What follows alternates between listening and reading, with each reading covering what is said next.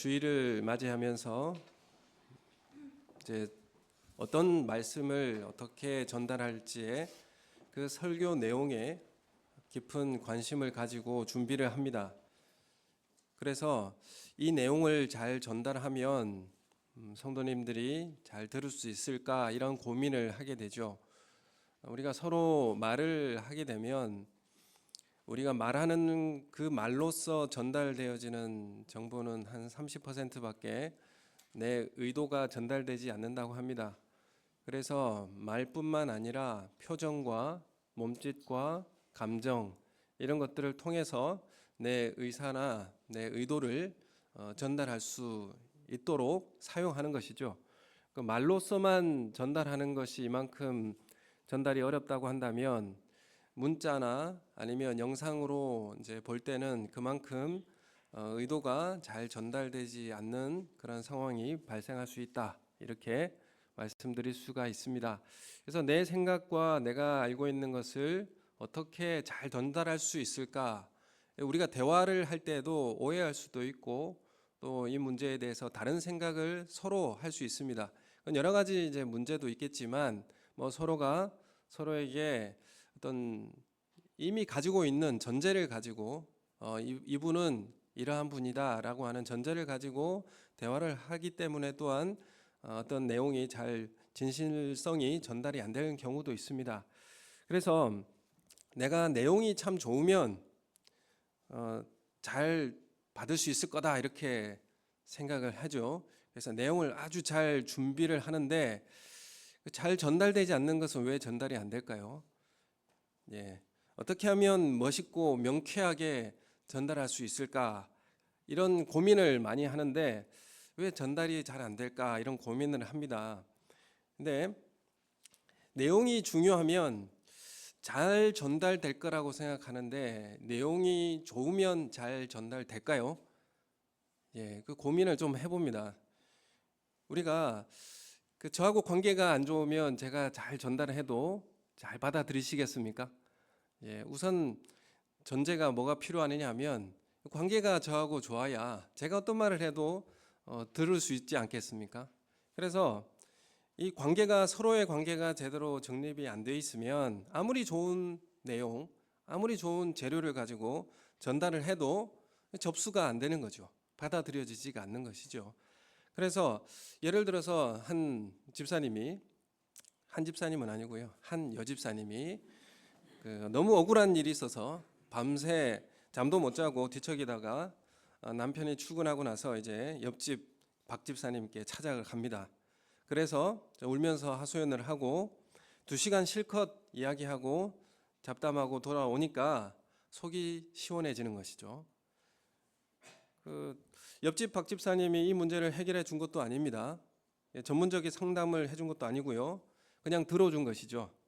그런데 이 대화를 나누고 잡담을 하는 단계를 통해서 관계가 형성된 다음에는 그저 서로 대화를 나누는 것만으로도 어떤 일이 일어납니까? 독소가 제거되어지고 치료되는 일을 또한 경험하게 되죠. 여러분 그렇지 않습니까? 예, 친밀한 관계가 이루어진 사람끼리 대화를 하고 나면 저절로 상처도 치료되는 일들이 일어나기도 합니다. 그래서 특별한 내용을 주려고 애를 쓰고 상담을 하려고 책을 뒤지지 않아도 거기에 치료가 일어나게 되는 것이죠. 뭐가 선결되어져야 합니까? 좋은 관계가 이루어져야 좋은 내용도 전달될 수 있는 것이죠. 그래서 관계가 형성되어 정화작용이 일어나는 단계가 이제 이루어지게 되면 그 다음에는 이제 어떻게 합니까? 정보 전달의 관계로 가게 되는 거죠. 그래서 대화를 할 수 있는 관계 형성 그리고 정화의 과정이 일어난 이 다음에 충분히 신뢰 관계가 형성되면 그 다음에는 믿기 어려운 정보도 받아들일 수 있는 그런 이제 관계가 형성되게 되는 것입니다. 그래서 제가 아무리 설교를 이론적으로 멋있게 준비해서 전한다고 할지라도 저와 듣는 사람 사이에 긴장 관계가 있다면 간격이 생기게 되지 않겠습니까? 제가 아무리 좋은 말씀을 전하더라 하더라도 접수가 안 되고 동의가 되지 않는 것이죠. 그래서 우리가 서로에게 예수님이 우리의 주님이시고 나를 위해 십자가에 달려 죽으셔서 나의 모든 죄를 사해 주셨다라고 하는 정말 믿기 어려운 정보도 어떤 관계에서 전할 수 있다라는 것입니까? 우리와 좋은 관계의 이웃들과 그래서 이제는 신뢰 관계가 형성될 때에 이러한 정보도 전할 수 있는 그런 단계가 되는 것입니다. 그럴 때에 정말 믿기 어려운 내용이기도 하고 정보이기도 한데 이 정보가 받아들여지게 되는 것입니다. 전도는 이렇게 하는 것이죠. 그래서 우리의 삶에서 내가 정말 신뢰를 주고 또한 그런 관계가 되어 있을 때에 이 말씀을 전하면 그 내용이 전달되어지고 그러면 나도 한번 교회를 한번 가볼까라고 하는 이런 마음이 생기게 되는 것이죠. 추수감사절 기억하시고 준비하셔서 우리 이웃 사람들과 함께 교회에 나오시는 그런 시간 되기를 소원합니다. 여러분, 관계가 제대로 정립되어지지 않고 있는데 이 관계를 그냥 뛰어넘어서 정보를 전달하게 되면 뭐가 생깁니까? 오해도 생기게 되고 이분이 왜 나한테 이 말을 하지? 라고 하는 궁금증도 생기고 그래서 받아들이기가 어렵게 되는 것이죠. 그럼 우리가 좋은 사람이라고 하면 어떤 사람입니까? 내가 저 사람이 좋은 사람이라고 생각한다면 그 사람이 옳은 말만 하고 맞는 말만 하는 사람이 좋은 사람인가요? 보통 옳은 말하고 맞는 말만 하는 사람은 참 이게 기분이 좀 안 좋을 때가 있습니다. 정말 그 사람이 나에게 좋다, 좋은 사람이다라고 여겨질 때는 그 사람이 어떤 사람입니까? 나를 알아주고 내 이야기를 들어주고 나를 존중해주는 사람, 그 사람을 좋아하지 않습니까? 내가 어떤 말을 해도 들어줄 줄 알고 내가 고통이 있을 때에 함께 그 고통에 나누어 주고 이 사람을 좋은 사람이라 이렇게 말하는 것이죠. 여러분, 이런 관계가 되어야 신뢰하는 관계가 되고 그 다음에는 어떤 내용도 나에게 들어왔을 때에 신뢰를 가지고 함께 걸어갈 수 있는 길이 되는 것입니다. 그럼 우리가 하나님 말씀 앞에서 하나님과의 관계도 올바르게 되어야 하나님께서 나에게 말씀하시는 것이 어떤 의미인지를 우리가 잘 접수가 되고요. 우리가 서로의 관계가 잘 회복되어야 우리가 서로 나누는 대화 가운데서 사랑과 은혜가 넘치는 그런 관계가 될 줄로 믿습니다. 그래서 우리의 이 관계 또한 이런 관계의 문제를 잘 정립하고 그래서 신앙생활이라고 하는 것은 관계라 이렇게 말씀드릴 수가 있습니다. 하나님과 나는 어떤 관계인가? 또한 내 이웃과는 어떤 관계인가? 이 관계를 잘 연결하고 이어주는 사람이 정말 신앙이 좋은 사람이라 이렇게 말씀드릴 수 있는 것입니다. 오늘 이 신명기 16장에서 17, 18장 이 내용은 가나안 이제 입성을 앞두고 모세가 이스라엘 백성들에게 전하는 말씀인데 특별히 16, 17, 18장은 리더들에게 하는 말입니다. 영적 리더들. 그 시대에는 제사장, 레위인, 재판관, 선지자, 왕들에게 이제 왕은 어떻게 살아야 될 것이다 라는 그런 율법 해설을 지금 말씀하고 있는 것이죠. 그래서 특별히 오늘 이제 17장의 말씀은 본문의 말씀은 왕이라고 한다면 어떤 관계를 하나님과 가져야 할 것이고 어떤 삶을 살아야 할 것인가. 그래서 하나님과의 내가 어떤 관계인지를 잘 알아야 이 내용이 나를 너무 힘들게 하려고 하나님께서 말씀을 주시는 것인가. 지키나 안 지키나 이렇게 지켜보다가 벌 주려고 나에게 말씀을 주시는 것인가. 이 관계가 올바로 정립되어야 이 말씀이 나에게 어떻게 다가오는지를 확인할 수 있게 되는 것이죠. 그래서 왕이 하나님과의 어떤 관계를 가져야 성숙한 왕이 될 수 있는가. 이 말씀을 오늘 17장의 내용은 말하고 있는 것입니다. 그래서 우리는 하나님을 관계가 수단과 어떤 도구로 하나님을 대하지 않죠. 우리는 하나님을 어떻게 대합니까? 인격과 신뢰의 관계로 하나님을 대하는 것입니다. 하나님 우리를 살리시고 우리를 인도하시고 나의 아버지 되신 하나님. 그래서 하나님과의 신뢰의 관계를 가지고 대하는데 수단과 도구로 하나님을 대하지 않지 않습니까? 그래서 왕에 대한 이 모습은 어떻게 하나님과의 관계를 이제 대해야 할 것인가? 이방 나라의 왕과 다르다. 이렇게 차원이 다르다라는 것을 말씀해 주고 있죠. 17장 14절 말씀에 보면 너희가 가나안 땅에 이르러 거주할 때에 만일 우리도 주의 나라의 모습처럼 왕을 세워야 하겠다는 생각이 나거든 이렇게 시작합니다. 왕을 세우려고 하거든 하면서 말씀을 주시는 것이죠. 왜 이스라엘 백성이 가나안 땅에 들어가서 왕을 세우고 싶어 할까요? 사사기 시대는 왕이 없었지 않습니까? 왕이 없어서 사무엘 상에 가면 사무엘을 통해서 우리에게도 왕 세워 주십시오. 그래서 세운 왕이 누굽니까? 사울 왕이 되죠. 그래서 사람들이 원해서 세운 왕이 사울 왕입니다. 하나님이 원해서 세운 왕이 누구죠? 다윗이죠. 그 차이점을 좀 살펴보시고 성경을 읽어보시면 참 재밌습니다. 그래서 하나님께서 원하시는 왕의 모습, 사람들이 정말 저 사람 정말 왕 같고 저 사람이 왕이 돼야 되겠다. 키 차이가 좀 났죠. 잘생기긴 누가 더 잘생기겠습니까? 사울이 잘생기겠죠. 또 가문도 그렇고 사람 보는 뭐 형태도 그렇고 귀족의 아들 이 사울이 저 사람이 정말 왕이 될 것 같다. 이 사람들은 사울에게 열광을 한 것이죠. 여러분 이 끝을 보면 누가 정말 왕인지를 우리는 확인할 수 있지 않겠습니까? 그래서 하나님은 왕을 세울 때에 왕은 어떤 자세로 살아야 되고 어떤 하나님과의 관계인 것을 염두에 두어야 한다라는 것을 분명히 일러두고 있는 것입니다. 첫 번째는 5가지를 말하고 있는데 첫 번째는 왕을 세울 때 이방인들로 세우지 말고 이스라엘 백성 중에서 택하여 세우라 이렇게 말하고 있고요. 두 번째는 뭘 많이 두지 말라고 합니까? 마병을 많이 두지 말라 이렇게 말하고 있고요. 마병을 얻으려고 애굽에 내려가지 마라 이렇게 말씀을 하고 있습니다.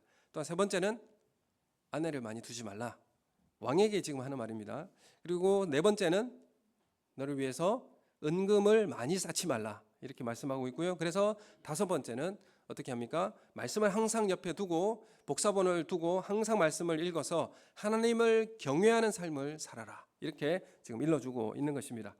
그래서 하나님은 왕으로 세우셨는데 그 왕은 세상의 왕과는 다릅니다. 신약에 보면 우리를 왕 같은 제사장이라 이렇게 우리를 부르고 있지 않습니까? 그래서 왕은 어떻게 살아야 될까? 하나님 나라의 왕은 어떤 모습으로 살아야 될 것인가? 하나님 우리를 부르실 때에 왕의 대리자로 이렇게 부르십니다. 이방 나라의 왕은 힘으로 왕 위에 오르죠. 정권을 잡고 힘으로 그 왕 위에 오르게 됩니다. 그렇지만 이스라엘의 왕은 어떤 방식입니까? 하나님께서 택하는 하나님께서 부르시는 방식으로 왕이 세워집니다. 그래서 이방 나라의 왕은 내가 남보다 다르기 때문에 이 왕의 자리에 오르는 것이다 이렇게 생각합니다. 내가 남보다 다르기 때문에 힘이 더 남다르기 때문에 내가 왕에 오른다 이렇게 생각하지만 하나님 나라의 왕은 하나님의 종으로 일꾼으로 요구받아서 부름받는 자리가 바로 이스라엘의 왕의 자리입니다. 그래서 우리는 내가 남보다 더 낫다는 증명을 받기 위해서 왕위에 오르는 것이 아니라 하나님께서 그 왕을 통해서 하고 싶은 게 있다라는 겁니다. 하고 싶으신 일이 있어서 나를 부르시는 것이죠.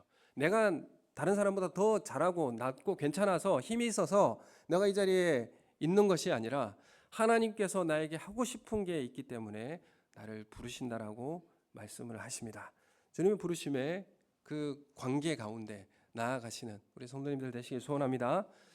우리 마병을 많이 두지 말라 이렇게 말씀하고 있는데 이 말은 무슨 말입니까? 군사력, 힘을 가지지 말라 이렇게 말하고 있습니다.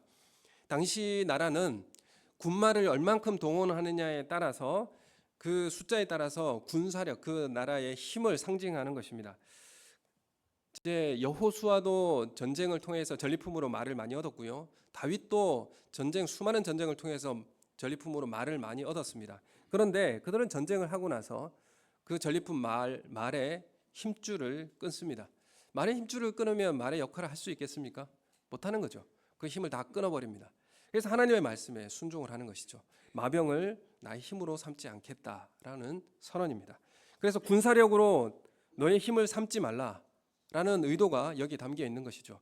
그래서 힘을 추구하지 말라 그런 의미가 여기에 담겨져 있습니다.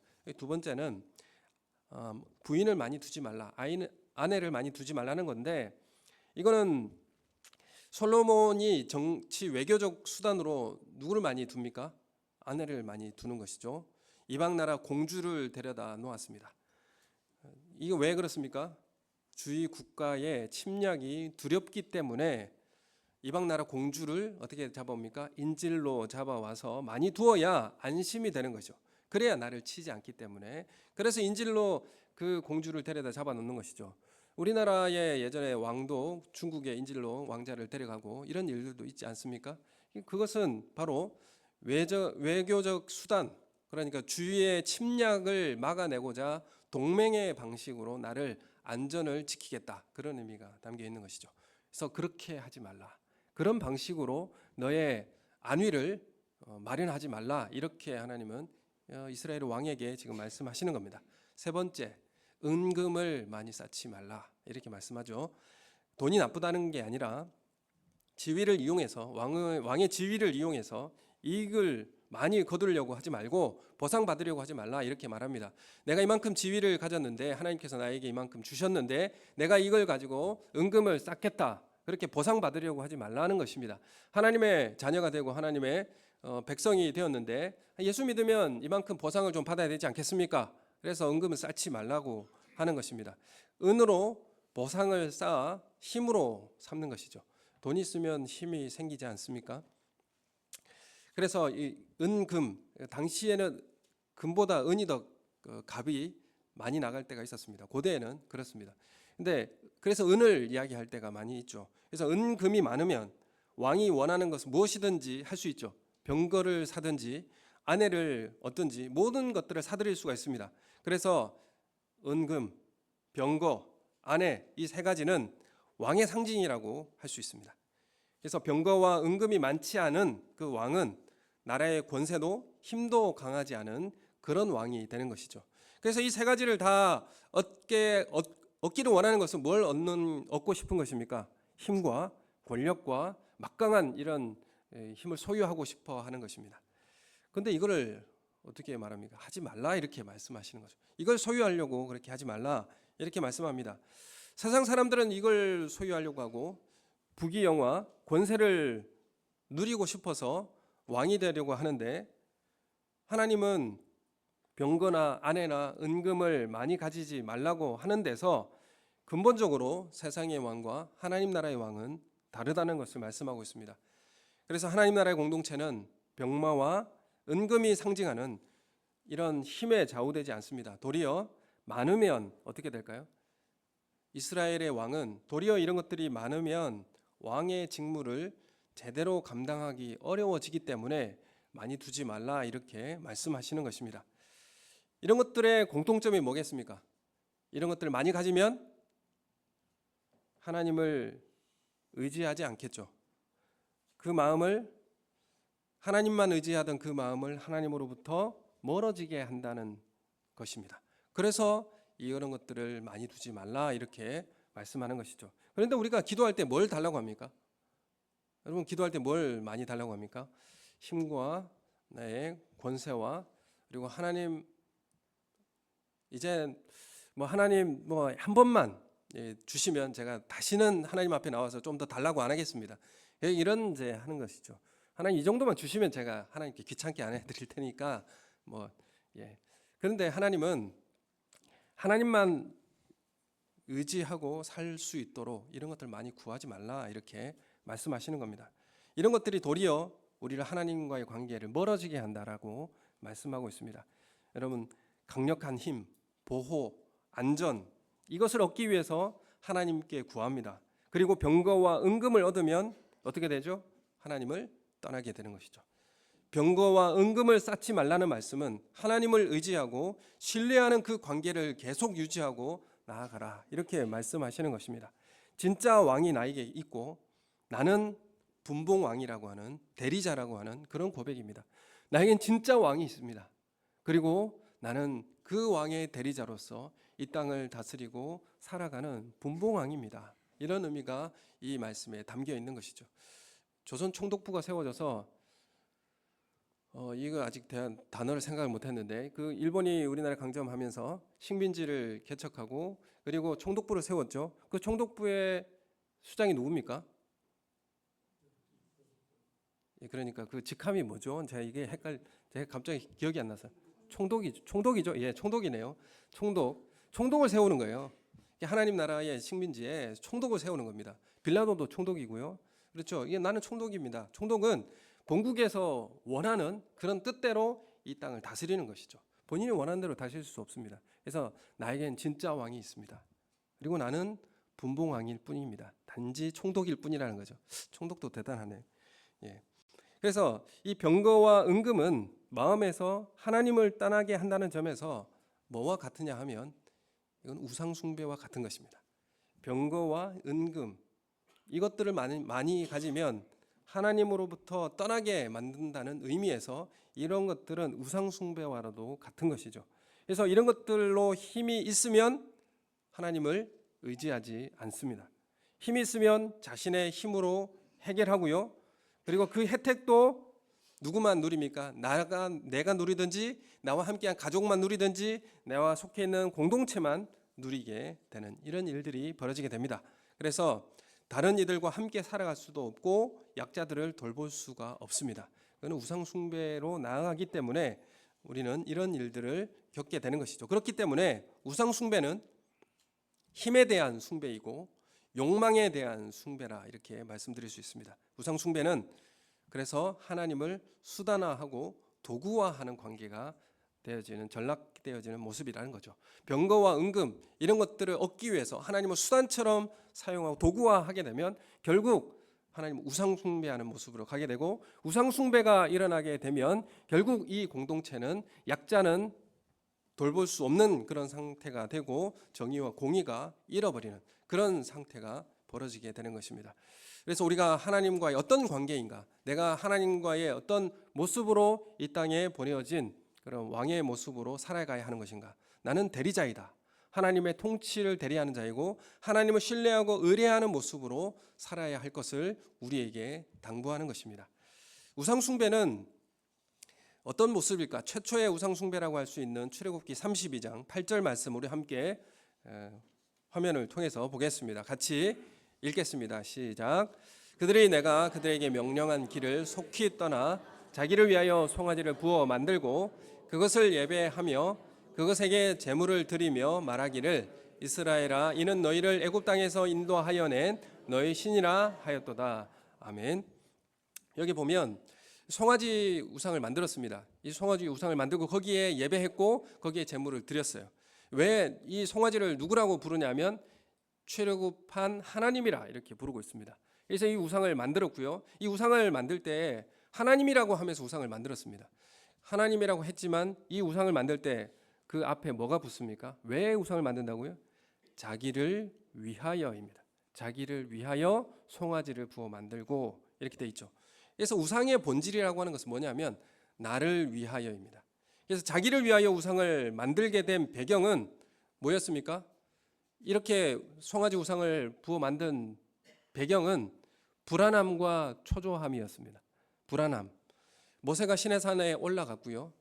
언제 내려올지 알지도 못하고 기다려야 할지, 그리고 우리는 이제 광야에 나와서 가나안 땅으로 갈 수는 있는지, 이 불안함과 초조함이 우상을 부어 만들게 되었고, 그리고 이스라엘 공동체를 우상 숭배로 삼키게 된 그런 배경이 되는 것입니다. 우상 숭배라고 하는 것은 하나님을 떠나서 스스로 만족하고 안심할 대상을 의지하는 것입니다. 하나님을 의지해야 되는데 다른 대상을 의지하는 것이죠. 그래서 하나님을 신뢰하고 의지하며 그 불안함과 초조함 가운데서 하나님의 말씀을 의지하고 신뢰하며 걸어가야 되는데 다른 대상에게 의지하고 싶은 겁니다. 그래서 하나님을 의지하는 곳에서 어디로 도망치는 것이죠. 하나님 의지하는 것이 힘들고 어렵지 않습니까? 불안하고 초조함이 우리 가운데 찾아오죠.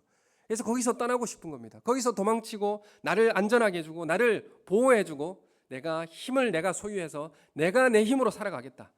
그러므로 하나님으로부터 떠나서 우상에게로 도망치는 것입니다. 이게 바로 우상 숭배라는 거죠. 그래서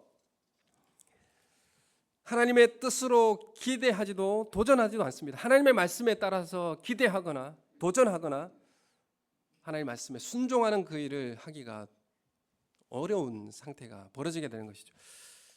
자기를 위하는 것의 핵심은 뭡니까? 나를 위하여 우상을 부어 만드는데 나를 위하여 핵심은 병거와 은금으로 상징되는 힘과 풍요요, 그리고 안심과 편안입니다. 여러분, 여기에서 내가 안심하고 힘을 소유하고 내 힘으로 살아가겠다라고 하는, 그래서 하나님의 인도하심과 하나님의 우리의 아버지 되심을 힘든 거예요. 하나님과 이 관계가 너무 힘든 겁니다. 어떻게 내가 하나님을 신뢰하고 내가 이 길을 걸어갈 것인가. 불안하고 초조한 겁니다. 여기서 떠나고 싶은 거예요. 그래서 도망치고자 한 곳이 어디냐? 우상 숭배 자리로 가는 것입니다. 이게 나를 지켜줄 것 같고 이것이 내가 의지해야 할 대상인 것 같은 것입니다. 그래서 자신만을 위한 힘, 나의 이익과 안전을 도모하는 우상 숭배가 팽배한 곳에는 어떤 일이 일어나는가? 약자들이 살 수 없는 공간이 됩니다. 나는 나만을 위해서 살아가고 내 힘을 축적하기 위한 그래서 착취가 일어나고 약자들을 빼앗는 그런 일들이 일어나기 때문에 그렇습니다. 그래서 이러한 사회는 어떤 일이 일어나는가 하면 정의와 공의가 떠나가게 되고요. 성실함이 엎드려지고 정직이 나타나지 않습니다. 우상 숭배가 극심한 곳에는 사람들 사이의 관계도 파괴됩니다. 왜냐하면 양육강식의 사회가 되기 때문에 그렇습니다. 하나님을 나의 힘으로 삼지 않고 하나님을 의지하지 않고 내가 물질과 힘을 소유하기 위하여서 착취하고 빼앗아야 하기 때문에 거기는 끊임없는 다툼과 분쟁이 일어날 수밖에 없는 것이죠. 그래서 이런 점에서 병거와 은금을 무수히 확보하려고 하는 것은 우상 숭배와 상통하는 부분이 많이 있는 것입니다. 이런 것을 소유하는 것에 우상 숭배와 이제 다 있고 그리고 그런 삶을 살게 되면 반드시 그 사회와 공동체는 파괴되는 관계가 파괴되어지는 그런 일들을 겪게 되는 것입니다. 여러분 우리는 어떻게 예배를 드려야 할까요? 레위기서 15장 14절 말씀 우리 함께 읽겠습니다. 시작. 여덟째 날에 산비둘기 2마리나 집비둘기 새끼 2마리를 자기를 위하여 가져다가 회막문 여호와 앞으로 가서 제사장에게 줄 것이요. 아멘. 이 제사를 드릴 때에 제사의 제물 집비둘기 새끼를 가져다가 자기를 위하여 드리라 이렇게 말하고 있죠. 자기를 위하여. 여기도 우상을 섬길 때 자기를 위하여인데 여기도 왜 자기를 위하여입니까? 이렇게 질문할 수 있는데 자기를 위하여 제물을 가져와서 여호와께 드린다라고 하는 것이죠. 이게 어떤 의미냐면 자기를 위하여라고 하는 이 말은 나를 하나님 앞에 드려야 하는데 내가 죽어져서 하나님 앞에 드려야 하는데 나를 대신해서 누가 죽어서 드려져야 되는 겁니까? 이 제물, 짐승이 내가 죽어져야 되는데 나를 대신하여 나를 위하여 제물로 드려진다. 그런 의미가 이게 담겨져 있는 것이죠. 내가 죽어져야 됩니다. 죄 때문에 내가 형벌로 죽어야 되는데 내 대신 짐승이 죽어지는 것이죠. 그래서 예수님이 나의 모든 죄를 지시고 대신 희생의 제물이 되시고 화목의 제물이 되어 주셨지 않습니까? 그래서 제사에 드려진 동물이 태워집니다. 사실 드리는 사람, 그 사람이 태워져야 하고 죽어져야 하는데 나를 위해서 제물이 드려지는 것입니다. 여러분 그러므로 예배의 본질이라고 하는 것은 나를 드리는 것입니다. 나를 어떻게 드리는 것입니까? 나를 위하여 드리는 것이 나의 유익을 위해서 드리는 것이 아니라 나를 죽여서 바치는 것이 예배입니다. 예배는 내가 죽어야 되는데 예수님이 나를 대신해서 죽으셨습니다. 나도 주님과 함께 그 죽음의 자리 십자가에 나아가겠습니다 라는 결단으로 나아가는 것이 예배입니다. 그래서 내 뜻과 고집이 있지만 하나님 말씀 앞에 순종하겠다라고 자신을 죽여 바치는 것이 바로 예배입니다.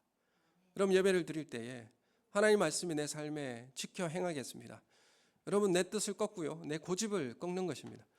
여러분 내게 가장 소중한 게 무엇입니까? 그것은 자존심이고 이 자존심마저 빼앗기면 살아갈 수 없다라고 하는 이 삶에서 하나님 내 자존심을 꺾고 말씀에 순종하겠습니다.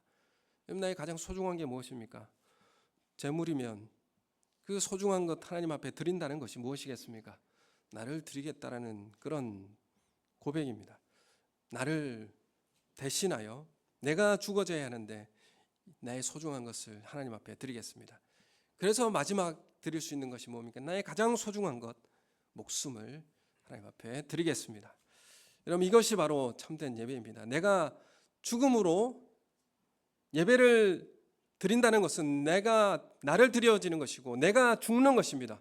여러분 온전한 예배가 드려지면 내가 죽어짐으로 인하여 모두가 살아가게 되는 그런 역사가 일어나는 것입니다. 온전한 예배를 하나님 앞에 드리면요 내가 죽어져서 모든 사람이 다시 살게 되는 역사가 일어나게 되는 것입니다. 그러나 우상 숭배는 뭡니까? 나를 위한 예배입니다. 나를 위한 제사가 되는 것입니다. 우상 숭배는 내가 죽는 제사가 아니라 내 욕망과 탐심을 이루기 위해 드리는 예배가 되는 것입니다. 병거와 은금을 위한 예배는 뭐가 되겠습니까? 우상 숭배가 되는 것입니다. 그래서 우상 숭배가 팽배하게 되면 관계가 단절되고 파괴되는 일들이 일어나게 되는 것입니다. 그래서 이것을 되돌려 놓기 위해 하나님은 정의와 공의를 행하라고, 판결을 굽지 말라고, 약자를 돌보라고, 고아와 과부를 돌보라고 이렇게 말씀하시는 것입니다. 불안과 초조함, 두려움에 우상은 거기에 파고듭니다. 우리의 불안함. 그래서 내 힘을 잡고 싶은 것, 내가 안심하고 싶은 것, 그걸 잡고 싶은 것 않습니까? 그래서 우상은 그 불안함을 파고듭니다. 우리의 두려움을 파고들고요. 그래서 하나님을 의지하지 못하게 하고 하나님을 믿지 못하게 합니다. 그래서 우상을 의지하게 하고요. 내 힘으로 소유하고 그것을 통해서 내가 안심을 하게 하는 동맹, 그리고 힘, 정치적 수완 이런 것들을 의지하게 하는 것입니다.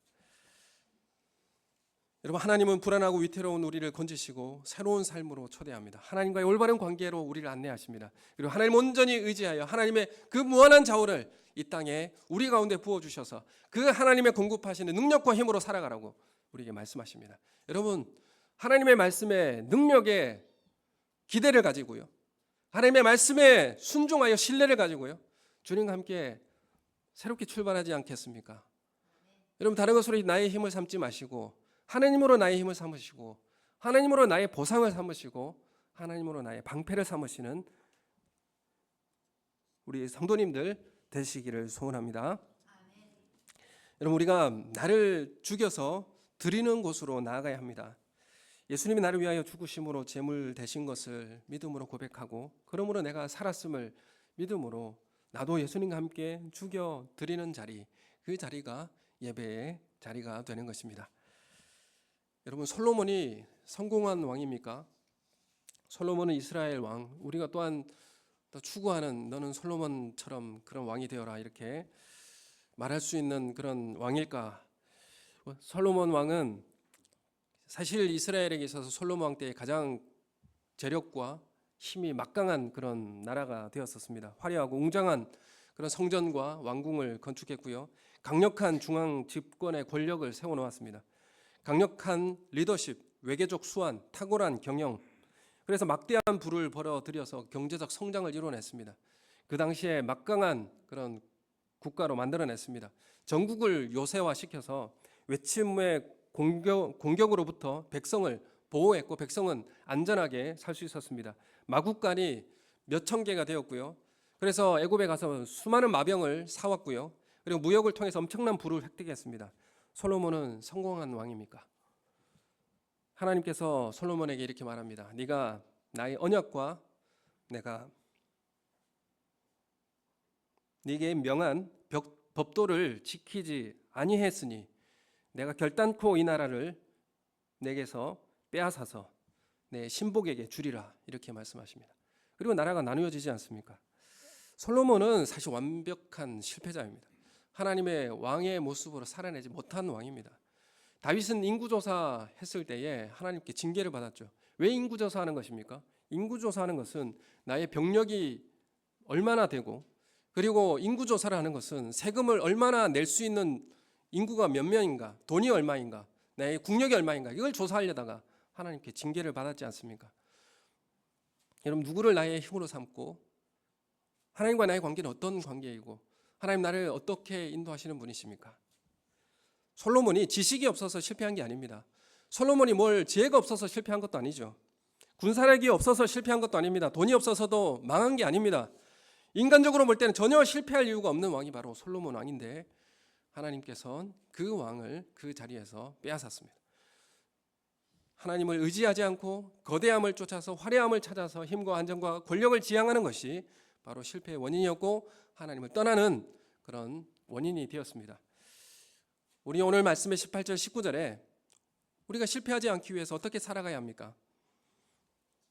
왕위에 오르거든 이 율법서의 등사본을 레위 사람 제사장 앞에서 책에 기록하고 평생 옆에 두고 읽고 순종하고 따르라.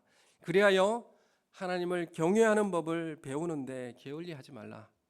그래서 이 모든 율법의 말씀과 규례를 지켜 행하라, 이렇게 우리에게 당부하고 있습니다.